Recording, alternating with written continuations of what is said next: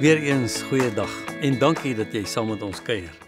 Ons praat nog steeds oor ons liefde vir ander mense. Omgee. Nou die teks wat hierby pas vandag klink so. Julle liefde moet ongeveins wees. Verafskiet die kwaad. Hou vas aan die goeie. Julle moet mekaar lief hê met innige broederliefde. Gaan mekaar voor in eerbetoning, moenie traag wees in julle toewyding nie. Bly geesdriftig, hou vol om die Here te dien. Verbly julle in die hoop. Wees standvastig wanneer julle swaar kry, volhard in die gebed. Betoon meelewing met die behoeftes van die heiliges, lê julle toe op gasvryheid. Kom mooi uit Romeine 12 uit. Ek is redelik seker dat hierdie reeks gaan aansluit by baie bekende tekste, en dis goed. Herhaling is hoe die Gees van God dit by ons indrul en dit laat deel word van ons DNA. Ek is seker hierdie 4 verse wat ons vandag gebruik is ook aan jou bekend. Maar het jy hulle al ooit in verband gebring met 'n TV-reeks? Kom saam. Ons gaan vinnig inloer by 'n populêre reeks wat deur Netflix gestroom word. Zoe's Extraordinary Playlist. As jy dit al bekyk het, is jy welkom om te beamoen wat ek daarmee doen of om van my te verskil.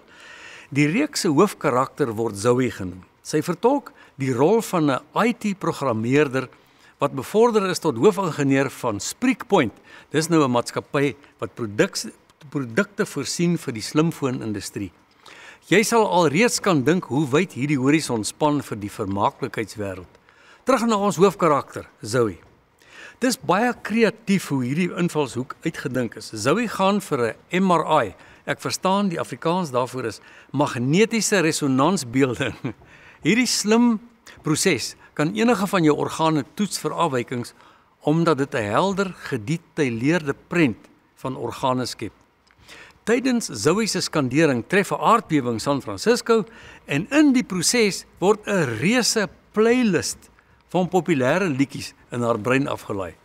Sy kom dit agter toe sy van hierdie liedere in haar gemoed hoor as sy na iemand kyk. Dis asof sy die gedagtes van die betrokke persoon kan onderskep, maar in sang en lied, baie weird. Aanvanklik is sy verward daaroor, want sy het geen beheer daaroor nie. Dit gebeur sommer sonder dat sy dit kan keer. Sy is ook die enigste een wat bewus is daarvan. Sodra sy oor haar skrik gekom het, het sy besluit om dit haar hartsliedere te noem. Dis immers net sy wat dit beleef. Dis baie meesleurend in die reeks, wanneer Zoe iemand se gedagtes en emosies beleef. Die hele scenario verander in 'n volbloed danstoneel en alle akteurs begin in haar wêreld op maat van musiek, dans en sing en rondspring. Volgens alle aanduidings is dit al die liedjies behalwe een doodgewone musiek wat wyd bekend is. Ek het self 'n paar bekendes raakgeloop en terstond begin saamsing. Die hele toneel stop natuurlik vir 'n paar oomblikke terwyl die lied speel en al die akteurs in die sessie ook as dansers optree. Jy kan jou voorstel hoe emosie deur kreatiewe dansers uitgedruk word. Jy kan net nie ongevoelig daarteenoor bly nie. Ek is veral getref deur tonele waar Zoe en haar pa saam optree. In die stuk word haar pa uitgebeeld as iemand wat ly aan progressiewe supranukleêre verlamming, is 'n mondvol. Die siektetoestand manifesteer as 'n baie seldsame neurologiese afwyking wat die brein affekteer sodat beweeglikheid geleidelik verminder, spraak wegraak en uiteindelik die dood intree. In die stuk hoor Zoe haar pa soos sy hom ken.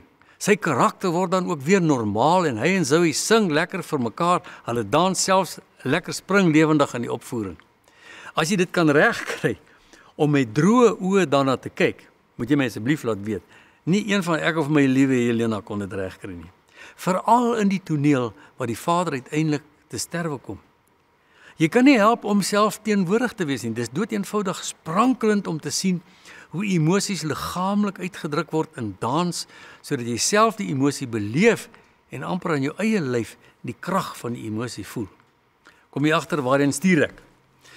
Dit voel vir my asof die skrifgedeelte vir vandag ons ooreed om 'n omgee playlist by die Heilige Gees af te laai. Trouwens, as jy Handelinge 2 lees, kan jy amper iets daarvan herken.